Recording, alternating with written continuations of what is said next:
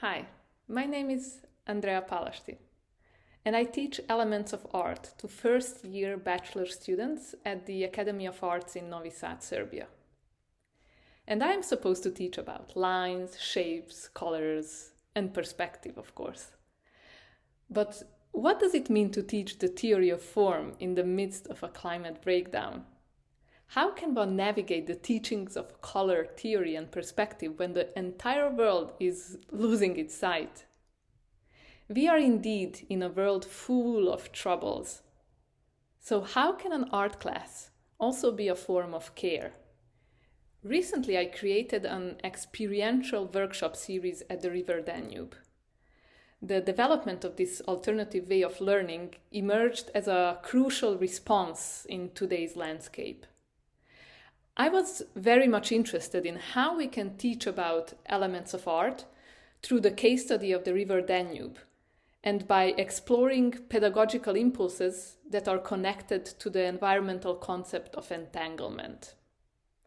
So in this presentation, I will illustrate how we did it and why it was important to incorporate an eco-pedagogical approach in teaching the subject elements of art.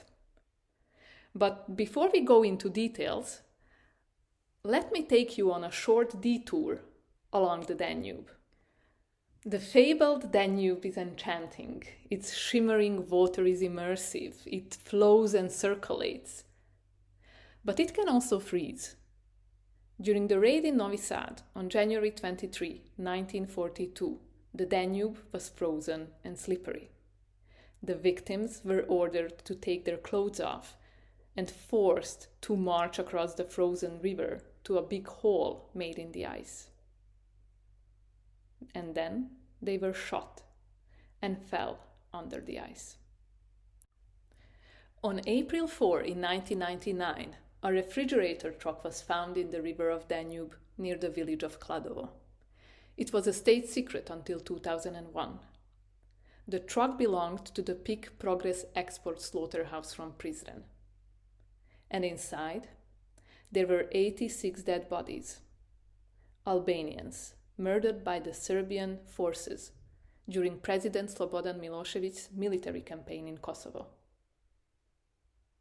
As a response to the Serbian involvement in the Kosovo War, all the bridges in Novi Sad were destroyed by NATO airstrikes, and Novi Sad, my hometown, became known as the city where the Danube River flows above its bridges. With the new millennium, new social, ecological issues emerged. In 2015, the Danube in Novi Sad was continuously covered in red. Although it was suspected that the discharge of the wastewater was from one of the slaughterhouses, the red dye came from a local leather manufacturer. Today, there is still no adequate waste disposal infrastructure, and the Danube is facing unthinkable threats.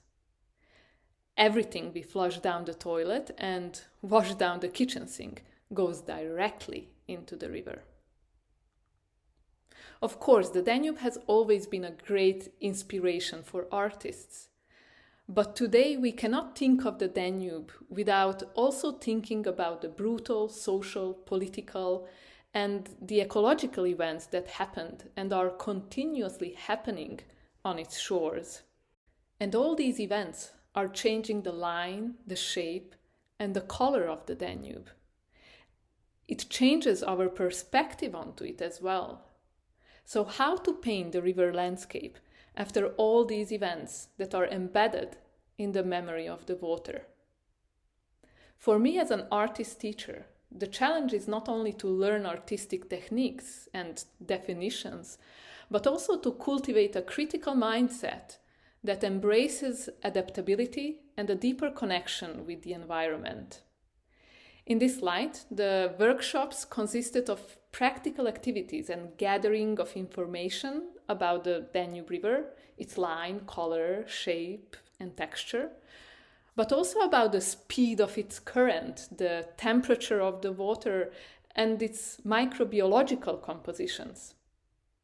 Of course, we were also informed about its broader context from the perspectives of history, culture, politics, and ecology. For example, as aspired landscape artists, we reproduce the colors of the Danube, which varies depending on troubled histories, unstable economies, and changing topographies. We also painted the scenery from the perspective of animals, plants, sand, and the river itself. As quasi-geologists, we studied the rocks along the river and listened to their advices. As pseudodendrologists, we learned to identify callus tissues on trees and compare them to our own scars. As fitness enthusiasts, we carried out a series of body exercises, for example, imitating waves and tides, but also the movement of clams, leaving lines in the sand like secret symbols, because understanding how clams move across space and time can be a fundamental question in the ecology of the Danube. And I just hope that it could potentially help artists in designing new, possible, better worlds. So the transition from a conventional classroom to a riverside setting enabled us to perceive the world anew, even adapting perspectives beyond human vision. Through diverse activities, we explored spatial and temporal dimensions, navigated political and emotional landscapes, and re-evaluated modes of observation. So let me illustrate this with some concrete examples. Line. This assignment aimed to explore the element of line in visual art while raising awareness about the critically endangered Atlantic sturgeon. By utilizing natural elements such as branches and leaves as drawing tools, we created a representation of the sturgeon only from verbal description. They were drawn with ink or watercolors, quickly and fluidly while reading the description of the fish. The line was drawn once and not repeated, allowing the drawing to evolve naturally, embracing the imperfections and the unpredictability of working with natural materials. So if the line disappeared, we just left it. It was a play of chance whether the sturgeons appear on our papers or not. This exercise was based on the work of Joan Jonas, as she refers to aspects of disappearance in the natural world through performance and performative drawings. Texture. This assignment explored empathy through artistic expression by connecting the stories of tree wounds, callus tissues, with the emotions, memories, and experiences associated with our own body scars. We imagined what it's like growing up but staying in the same place. We imagined stories a tree could tell.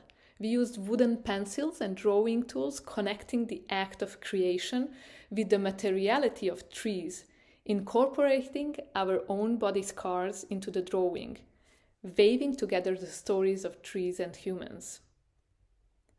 We also question how these marks serve as reminders of resilience, growth, and interconnectedness. And I hope that our attempt to imagine otherness, even from our inevitably human perspective, could open up a sense of curiosity, where compassion can arise and grow.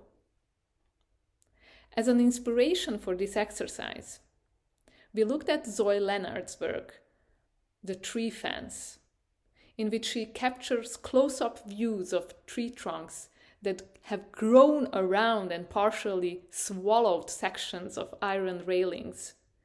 She interprets these trees as melancholic symbols of entrapment, yet there is an underlying optimism in their resilience, because these trees adapt and find ways to navigate their own circumstances. Shape. This assignment aims to explore the concept of shape in visual art by using a list of verbs related to the actions associated with water. Through rapid drawing exercises only 10 seconds for each word, we create abstract visual imagery that represents the processes of giving or changing shapes. The list of verbs related to actions commonly associated with water were dripping, swirling, flowing, flashing, bubbling, flooding. The goal was not to create detailed or realistic drawings, but rather to capture the essence of the action, described by each verb in a quick and abstract manner, emphasizing in this way the importance of experimentation and exploration. This exercise drew inspiration from Richard Serra's verb list, which shows Serra's depth to action painting and his proximity to conceptual and performance practices. Form and performativity. How can one paint a river and the water without experiencing waves, the river's speed, or the temperature of the water? Can personal experiences lead to different visualizations? This assignment proposed a series of physical exercises that mimic natural phenomena such as waves, tides, whirlpools, as well as animal behaviors like the unken reflex of bombina bombina or the movement of clams. The goal of these exercises was to reconsider fitness practices in light of the ecological concept of entanglement by embodying forms that extend beyond the human realm. The objective is to choreograph our bodies to imitate the shapes, forms, movements, and existence of other entities affected by climate change. These somatic exercises and changes in our body posture can serve as relational tools for discovering new methods of learning, understanding, connecting, and navigating between the human, animal, and our more than human worlds. Of course, the reference for this exercise was my fitness performance, Fitness for Unlikely Species, the Danube edition. Text can also be considered an element of art. Through this group assignment, we focus on the usage of text by creating fake flyers from the perspectives of endangered animals and plants.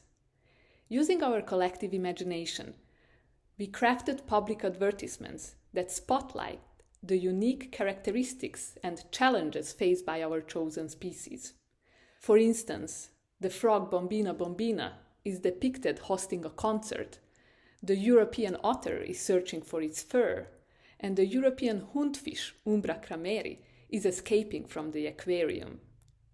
The goal of these flyers was to creatively employ text to raise awareness about the endangered status of each species and effectively communicate a specific message, evoke emotions, or inspire a call to action. For these exercises, we drew inspiration from the artist Nathaniel Russell and his witty and remarkable fake flyers. Harmony, scale, repetition, rhythm. Yes, we also played with the principles of art through the case study of stones. This assignment was designed to explore the elements of art by putting them to work. The stones were arranged into scale, we created patterns, flows, and connections, but also did chaos, and we made them speak by striking stones with stones, but also stones on other surfaces. But why stones? Because they were here before us and will be after us. They are, as some would say, the bones of the earth. And unlike trees, which remain rooted in one place, stones do exhibit a degree of mobility. Over geological timescales, rocks, stones come and go. They may roll away, erode, be carried away by water and also by us humans. So we also imagined they hold some form of knowledge and memory, and what kind of stories they could tell. Through this interplay between sound and sight, we discovered new textures, tones, and rhythms that could create a more immersive and cohesive artistic expression.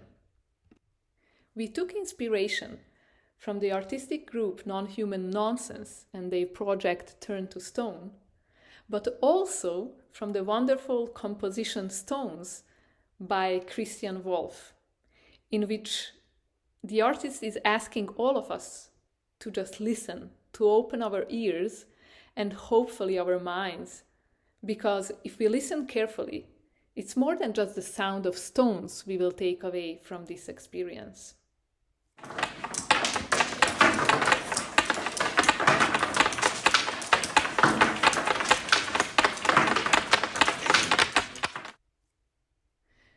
So through all of these exercises, we stirred up a sense of social conditions in which we live and of how these might be changed. We turned the art class into a collaborative and transforming activity. And to conclude, as an artist teacher of the subject Elements of Art, I stand at a critical intersection of theory and reality, where the traditional curriculum meets the urgent call of our time. By intertwining the study of elements of art with ecological awareness, we not only equip our students and ourselves with the tools of expression, but also instill in them a profound sense of responsibility towards our planet. Thus, how we learned about the elements of art became a dynamic collaborative platform for fostering a deeper understanding of our interconnected world. In the face of climate breakdown, our classroom became a sanctuary of both creativity and care, nurturing not only aesthetic expressions, but hopefully also cultivating a generation of compassionate stewards of our fragile world.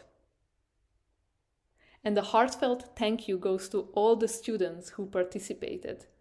Their collective engagement and participation made it truly enriching experience where we all learned from one another, but also from the river itself.